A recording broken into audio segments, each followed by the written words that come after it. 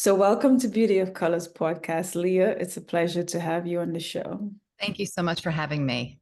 You're very welcome. So, Leah, tell us a little bit about you and what inspired you to become a spiritual teacher, a speaker, and an artist. All right. Well, that's a big question. Let's see. Well, as you said, I do those things. I've been doing spiritual healing work or some kind of holistic wellness work for almost 30 years now. And even when I was a little girl, I was very interested in both wellness, spirituality, and media. And so I always kind of, in one iteration or another, have been doing this work since I was very young. But what brought me to the work was my own traumas and my own life experiences that I was trying at the time to desperately heal through and move through, and found that understanding ourselves in a different way, energetically, spiritually, how the mind body works together. These are the ways that started to help me actually heal and make sense of things. Wow. So, I know you're an author of three books. Mhm. What are your books about? What is the inspiration behind your books? And who are your books for?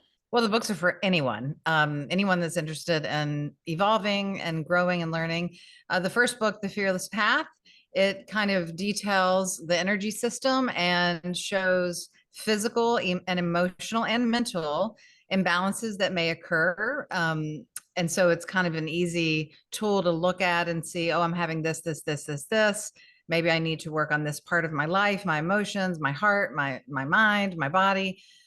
There's also meditations in there. So it's a very practical guide, I would say. And the second book is called Spiritual Journal for Women, but it's for men too. I didn't want to name it that. The publishers did. So that's a 35-day, everyday journal to go through compassion and gratitude and different mindfulness practices that you can write in, and also have prompts of activities and so forth. And then the last one is Overcoming Toxic Emotions. And that book is translated in three languages in addition to English. It's an audiobook. And it's also a practical guide to have better relationship with yourself and others, understanding where our belief systems, our behaviors, our emotional and energetic imprints began, our core wounds, and the vibration and frequency that are attached to those, so that we can start healing and moving into a new life, a new chapter, new story. Wow. So what was the span of time that you wrote those books? Was it did you write all three of them within a year, or was there like a huge gap between? The first one I wrote in 2016, 17. And then the next two I did end up writing in 1 year. It was 2020, the year of COVID. And I had not planned, obviously, to write books during, it was just when the publishers wanted them. Mhm. And I'm about to start writing a new book now. So they're kind of spaced out. Okay, well, nice. So how can someone heal the ghosts of their past? Is there a formula to do that? There's not a particular formula, but there is, well, in the audiobook and in my one woman show and in these books, I always give very practical, what I call homework or assignments that we can utilize every day. And I don't care how long a person has been doing their work on a spiritual journey or path. I believe that we have been given the resources that we need to change, to heal, to grow, and that we have to employ those every day in some capacity. We're not going to be perfect.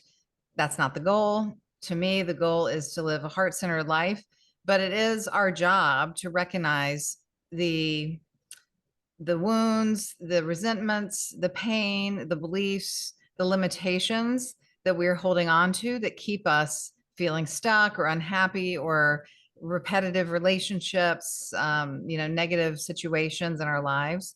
So, so there's not a formula, but I do think there are some foundational pieces. One of the foundational pieces is trust, learning Okay. how to trust ourselves. Okay. And how can someone do that? Learn how to trust themselves.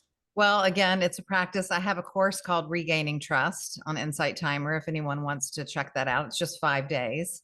Mhm. Um, we have to really learn when we're constantly giving our energy and our thought away, and how to stay present, how to stay embodied, how to stay centered in our own world, not to be selfish and self centered, but so that we can healthily function outside of that world. Most people are relying on external validation. They're relying on other people. They're relying on the job, the system, the organization, the community to do something for them. And from my estimation, most of all that is an inside job. Yes, we need support. We need, counsel, encouragement. We're dependent on nature and animals and others to get us through this life, but we have to do the work and become responsible to ourselves. And that's a really big component of healing the ghosts of our past. As long as we stay victimized or victim in any situation, then we continue to give energy to the perpetrator. And now we're not doing our work. We're trying to correct or fix someone else. So those are a few of the things. Wow. So Leah, I know that you said from when you were growing up as a child, you had a connection with the church and with God. How is that aspect of your life? How is it now, or Yeah. what do you How mean? is it? How is it now? Yeah, it's different. It's changed over the years. When I was younger, I did a lot of missionary work and music in the church, and I still do that, but in a more subtle way, meaning, I support different people and different organizations. I'm actually, my one woman show, though, I'm starting to take to churches, and I have a premiere November 3rd at the First Church. I did it in a theater prior to that. So Mhm. I feel like my ministry, my heart, my relationship to God is consistent, but how I explore that in communities. Plus, I've moved around a lot, so it's changed. At times I've been on the vestry at certain churches, or I've been in the choir, or I've played the piano, or I've taught children. Sometimes I volunteered, and sometimes the church became at my healing center store, and we did meditation groups every Sunday morning. And that was church for a while for me. Now I have church every morning with different teachers and speakers and ministers on YouTube, and worshiping with music and writing and listening. So it's more internal right now. It's very personal right now. And I know there will be another time soon when I get settled to be in communion with groups as well. Yeah. Sounds good. So, where can the listeners get a copy of your books? How can they get in touch with you? And what services do you offer? Do you have resources on your website that the listeners can get some more information about trusting, regaining trust, and all the other stuff that you talked about? Yes. So my website is leahguy.com. That's leahguy.com. All of my books are available on Amazon, or you can order them through any bookseller. Two of them are available on Audible and Kindle as well. And on my website, yes, I offer individual services and group services. I teach every other week online for free. I have one-on-one sessions available for spiritual coaching, intuitive readings, emotional healing work. And then I have, courses. One right now, the regaining trust course is on Insight Timer, but all of that can be found on my website. Oh, wonderful. So, Leah, do you have any last words for the listeners about how to access their full potential and not give up? Well, I think the trust piece is critical, that when we start to build trust in ourselves, we start to gain confidence in who we are. We start to build our self-worth, our remembering our strength and our empowerment.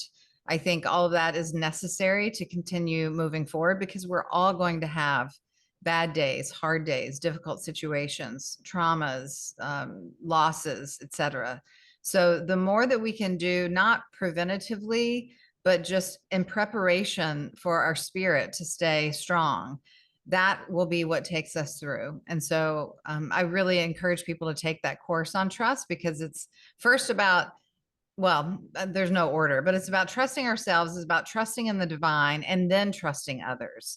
And a lot of people have that wrong, especially if they've been hurt before in relationships. They focus on trusting other people. Wow. So you're saying Leah, trust in yourself first, then trust in the divine, and then trust in others. Well, I would say trust in the divine first, but not everyone believes in that. So, okay. One or the other, trust in the divine, trust in self, I think they go kind of hand in hand. But then trust in others comes after we have the trust in ourselves. And, in my teaching and work, I'm regularly saying when we trust ourselves, there's very little we have to worry about with other people. They may hurt us, Mhm. we will be hurt. But if we trust ourselves that we can get through that, that we can soothe ourselves and comfort ourselves, that we can tend to ourselves and heal and grieve, then we are still whole. We haven't lost anything. We have this notion in our society that we're losing this, losing this, losing this. And the reality is when you have yourself or if you're in relationship with the divine, you never lose anything. So it's this big myth that I think really holds people up. Wow, nicely said, Leah. Well, Leah, thank you for being on Beauty of Colors podcast. Thank you. Thanks for having me.